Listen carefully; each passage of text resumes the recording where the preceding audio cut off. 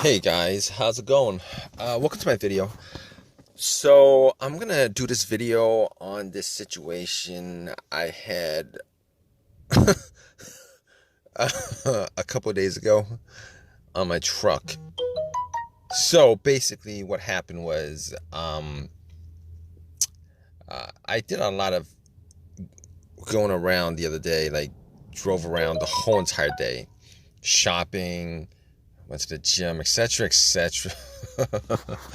But at the end of the day, what happened was I was going to get some stuff at 7-Eleven, and when I came out, I was like, let me just get back home so I could get a couple beers and stuff. So anyway, this will be good, guys. All right.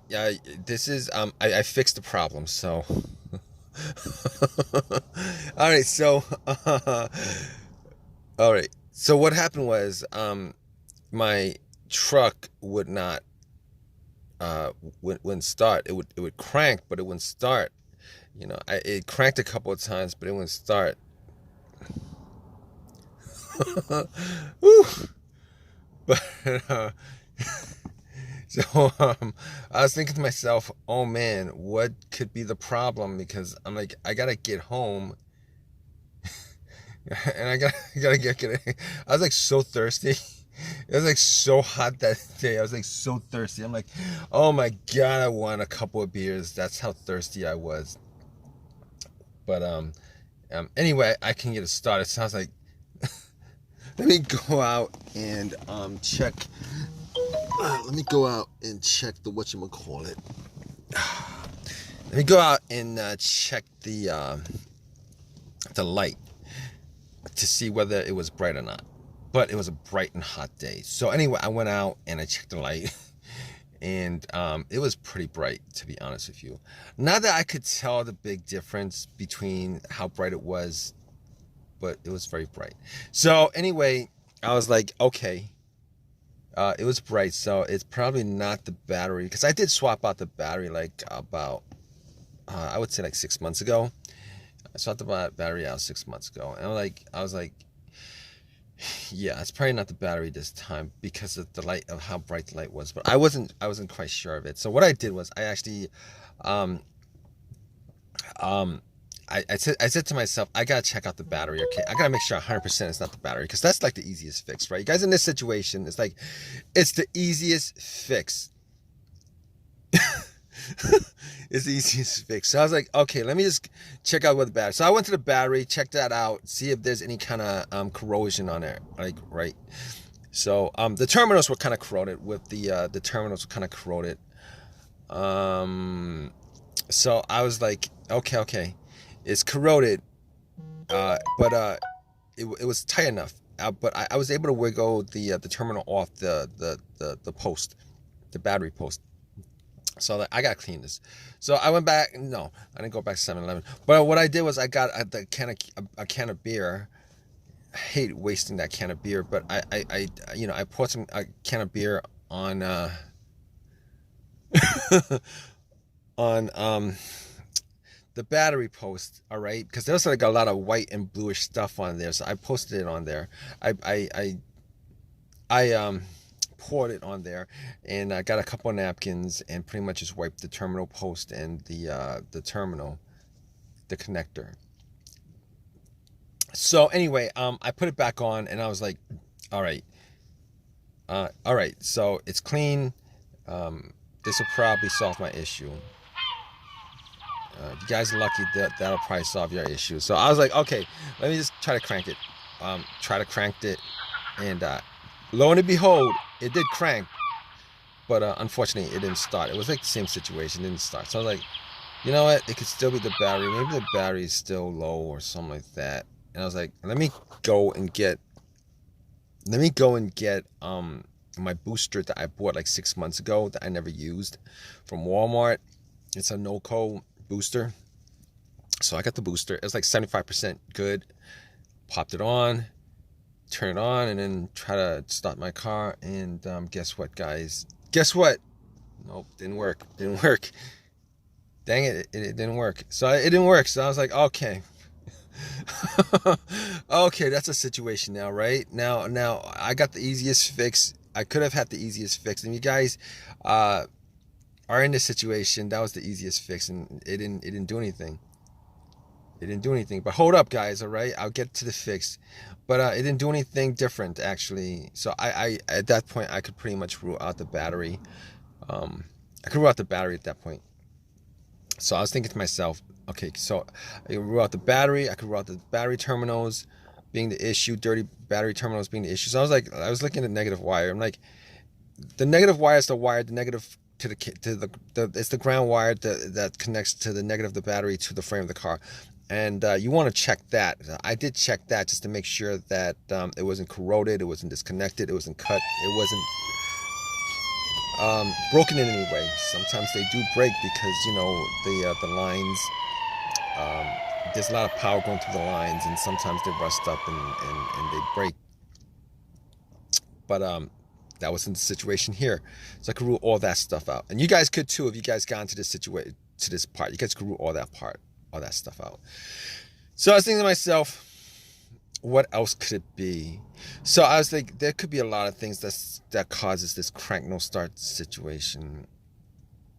It could be the mass airflow sensor, the throttle position sensor, the crankshaft sensor, the camshaft position sensor.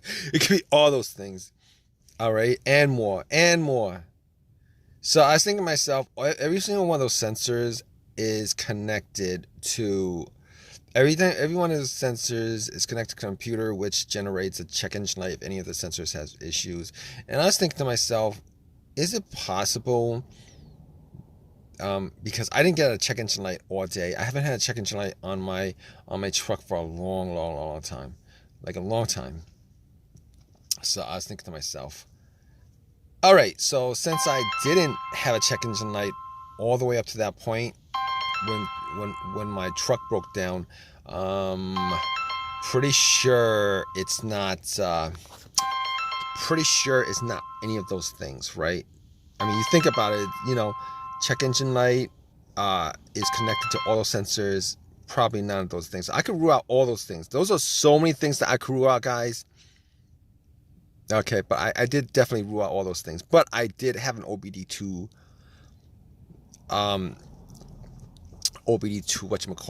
tool with me that I bought from Walmart for like $19 for $20.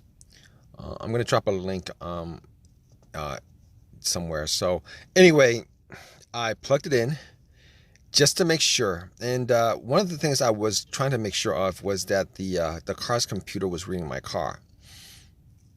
The car's computer was reading my car. Yeah, that was the thing. So if it scanned all the way through, I knew that there was no issues with the car's computer. If it didn't scan all the way through, I would know that there was an issue with the car's computer, and that was the cause. That was one of the cause of it. Could be the cause of it.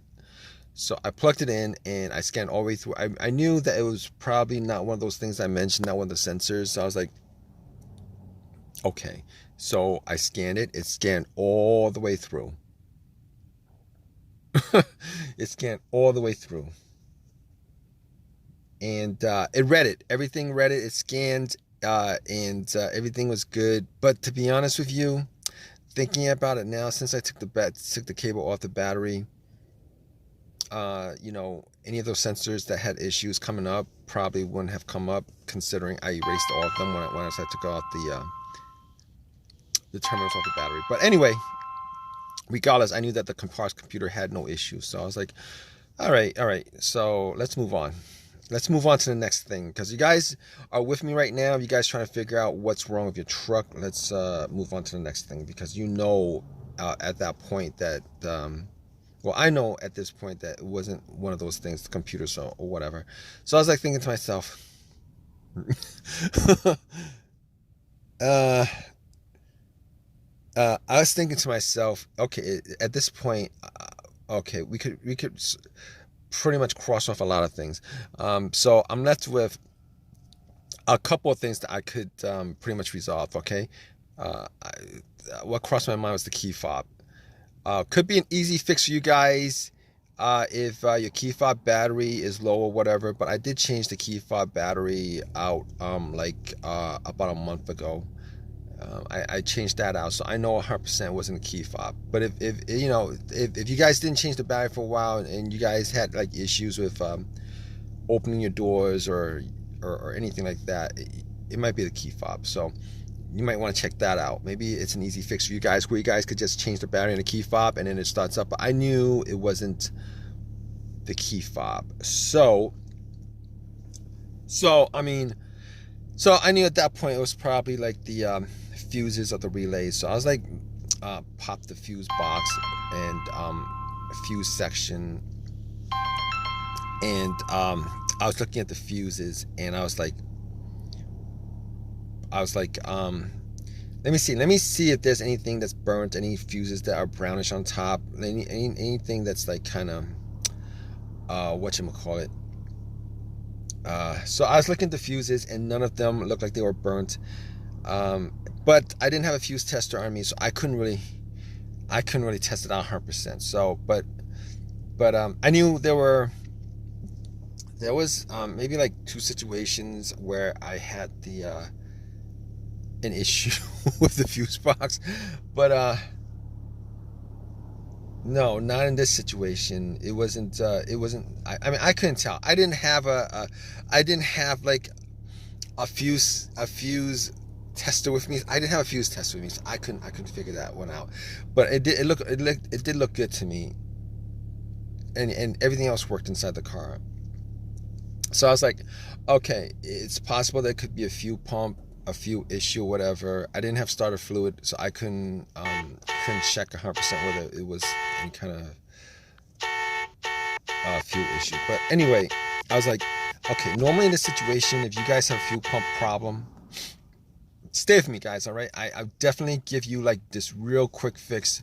I'm gonna make this story short, all right? I'm gonna give you guys a real quick fix right now because it actually fixed my vehicle right up, and I was able to pretty much go to AutoZone, get the part, pop it in, and then. But anyway, what was I saying? Right. If you guys want to check out the fuel pump, normally if you know what in these situations you want to figure out whether it's the fuel pump that's the problem.